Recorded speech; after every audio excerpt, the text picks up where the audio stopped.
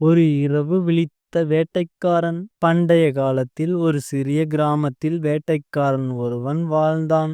அவன் பெயர் கண்ணன். அவனுக்கு சிவபெருமானைப் பற்றி அறியவோ பக்தியோ அதிகம் இல்லை. குடும்பத்திற்காகவே வேட்டைக்குப் போய் வாழ்ந்தான். ஒரு நாள் காட்டில் மிருகங்களைத் தேடி சென்ற கண்ணன் இரவு ஆகிவிட்டதை கவனிக்கவில்லை.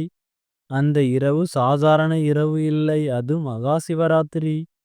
காட்டில் காட்டு மிருகங்கள் சத்தம் அதிகமாக இருந்ததால் உயிர் காக்க ஒரு பெரிய மரத்தின் மேல் ஏறினான்.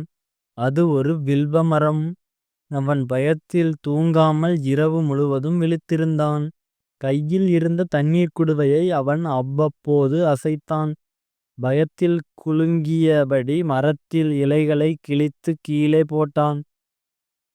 அவனுக்குத் தெரியாமல் அந்த மரத்தின் கீழ் ஒரு சிவலிங்கம் இருந்தது. அந்த இரவு முழுவதும் அவன் விழித்திருந்தான். சிவராத்திரி விரதத்தின் முக்கியம். தண்ணீர் சிவலிங்கத்தின் மேல் விழுந்தது.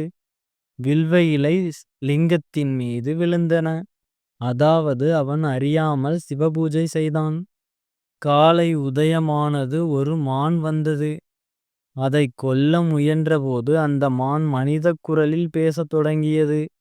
என் குட்டிகளைப் பார்த்து வர அனுமதி தா, நான் திரும்பி வர்றேன் என்றது. அந்த நிமிடம் கண்ணனின் மனசு மாறியது. அவன் கருணையுடன் மானை விடுவித்தான். அவனுடைய மன மாற்றத்தைக் கண்டு சிவபெருமான் அருள் கொடுத்தார்.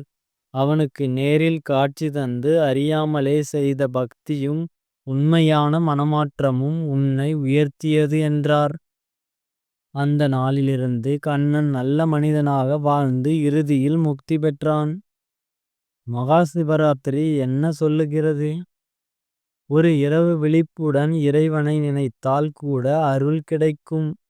அறியாமலே செய்த நன்மைக்கு பலன் உண்டு. மனமாற்றம்தான் மிகப்பெரிய பூஜை.